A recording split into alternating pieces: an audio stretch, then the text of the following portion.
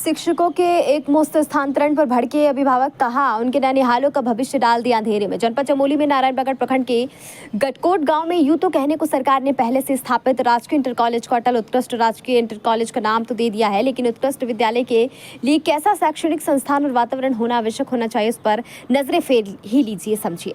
ऐसा हम इसलिए कह रहे हैं कि कुछ दिन पहले शिक्षा विभाग ने एक झटके में इस विद्यालय से 9 शिक्षकों का एक मुश्त तबादला कर दिया, जिनमें 3 सहायक अध्यापक और 6 प्रवक्ता हैं, और अब विद्यालय में मात्र 4 शिक्षक ही बचे हैं। इसका क्षेत्र की जनता और अभिभावकों ने कड़ा विरोध जताया। सच में जब शिक्षा जगत ही स्थानांतरण पर ऐसे अजब गजब नीतियों को लागू करेगा तो दूसरे महकमों के तबादले की नीतियां कैसी होगी। आपको बता दें कि अटल उत्कृष्ट राजकीय इंटर कॉलेज गटकोट में वर्तमान में 160 के करीब छात्र छात्राओं की संख्या मौजूद है, लेकिन अब उनको पढ़ाने वाले शिक्षकों का जब एक मुश्त तबादले कर दिए गए हैं तो सभी अभिभावकों को अपने नौनिहालों का भविष्य अंधकारमय होने का डर सतानाबाजी भी था। ऐसे में सभी अभिभावकों और क्षेत्र के जनप्रतिनिधियों ने इस तबादले को जमकर विरोध किया। इसी सिलसिले में आज अभिभावकों और जनप्रतिनिधियों का एक शिष्टमंडल जिलाधिकारी और मुख्य शिक्षा अधिकारी से शिक्षकों के स्थानांतरण को रोकने के लिए वार्ता करने के लिए जिला मुख्यालय में मिले।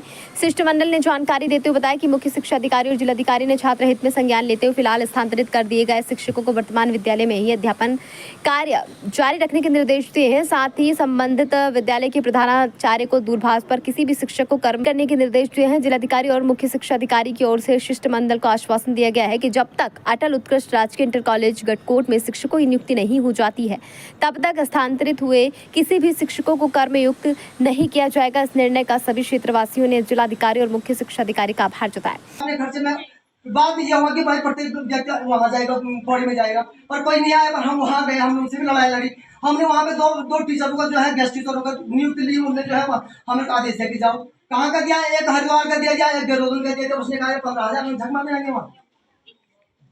भाई सरकार क्यों है? सरकार हमने बना रखी, आपने बनाई, तो उनका कौन सा आदेश चल जाएगा? भाई जिनको हम यहाँ से भेज रहे हैं चुन करके, वो उनका कैसा आदेश जो हमको बोले कि सारे लोग प्लेन में चले जाओ। क्या हम वोट नहीं दे रहे आप लोग? हम लोग को वोट देने का अधिकार नहीं है। तो जब हम वोट देने का अधिकार, तो हमारे बातें क्यों नहीं सुनी जा रही यहाँ पे? तो बार बार मैं यही कह रहा हूँ, आप लोगों को चार्ज होना पड़ेगा, चाहे हमको तन से हमको पैसा भी खर्च करना पड़ेगा। आप लोगों में से हमको प्रत्येक व्यक्ति को यहाँ से देहरादून जाना पड़ेगा, या महिला जाओ या उनके अभिभावक, या माँ जाएगा या पिताजी जाएगा, किसी को जाना पड़ेगा। उससे पहले कोई सुनने वाला नहीं है। मैं आपको क्लियर बता दूं, क्योंकि ये धन सिंह रावत जी का जो है शिक्षा मंत्री जी का साफ आदेश है कि इनको सब नीचे छोड़ दो। और यहाँ का पहाड़ का जो पानी, नेता जो बोलते कि पहाड़ का जो पानी है वो सब नीचे गया, जवानी पे नीचे गई। अब यहाँ पर जो टीचर थे वो भी नीचे गया। अब यहाँ कौन रहेगा भाई? हम हिंदुस्तान के नागरिक नहीं है क्या? हमारी कौन सुनेगा यहाँ पे? हमको बड़ा दुर्भाग्य लग रहा है, इसलिए हमें बार बार करके आप लोगों को चार्ज होना पड़ेगा किसी को, क्योंकि आपका भविष्य जो है आपकी खेती से बड़ी है, आपके गाय भैंस से आपका बच्चा बड़ा है। आप किसी भी प्रकार से जो है अपने छोटे लालच में बताना, ये मैं आप बता रहा हूँ। प्लेन का आदमी जिसको यहाँ पे समझ नहीं आ रहा, 160 बच्चों का ये विद्यालय है और अटल उत्कृष्ट विद्यालय है। आपने अटल उत्कृष्ट की जो परिकल्पना की थी वो कहाँ है आपका? आप लोगों ने हमको बेवकूफ बना रखा है, हमारे साथ भत्ता मजाक कर रखा है। इसके बाद तुरंत इनका स्थानांतरण हो जाएगा। यहाँ पे कौन चलाएगा हमारे विद्यालय को?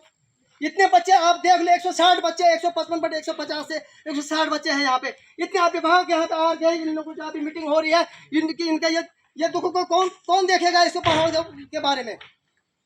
उस देहरादून के लिए आप भेज रहे हैं जहाँ पे पहले कॉन्वेंट है, इंग्लिश मीडियम है, प्राइवेट टीचर, सरकारी टीचर है, प्राइवेट स्कूल है, सरकारी स्कूल है, और यहाँ तक जो है धर्मार्थ विद्यालय भी है।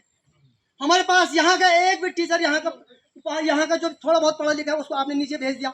जो एक टीचर था, गढ़वाल का टीचर था, उसको भी आपने बोले तू देहरादून में आ जा। तो यहाँ कौन रहेगा? यहाँ की पीड़ा को कौन समझने वाला? माननीय मुख्यमंत्री जी, मैं नहीं समझता हूँ कि आप भी जो है ब्रिटेन से आए होंगे, आप भी पहाड़ से पड़े हुए होंगे, और पहाड़ के आपके माननीय धन सिंह महाराज जी, आप लोगों ने ये कैसे पॉलिसी चलाई कि जो है पहाड़ को सारा खाली करके आप नीचे को भेज दो? कोई ऋषिकेश में है, कोई देहरादून में है, कोई आपका कोटद्वार में है, कोई।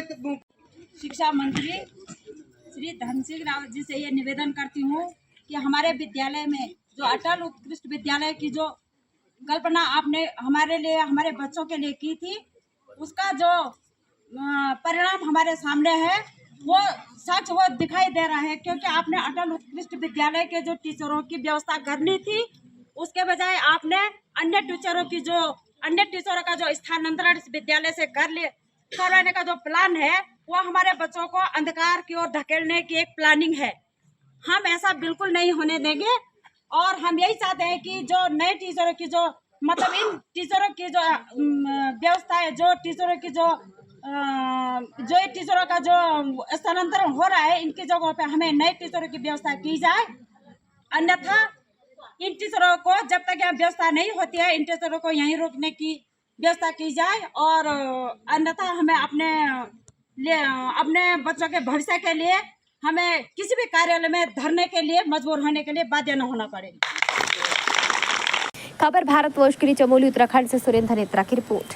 अपने शहर, अपने प्रदेश की ताज़ा खबरों के लिए लाइक करें, शेयर करें, सब्सक्राइब करें और हाँ, बेल आइकन दबाना ना भूलें, क्योंकि खबर हमारी, फैसला जनतंत्र का।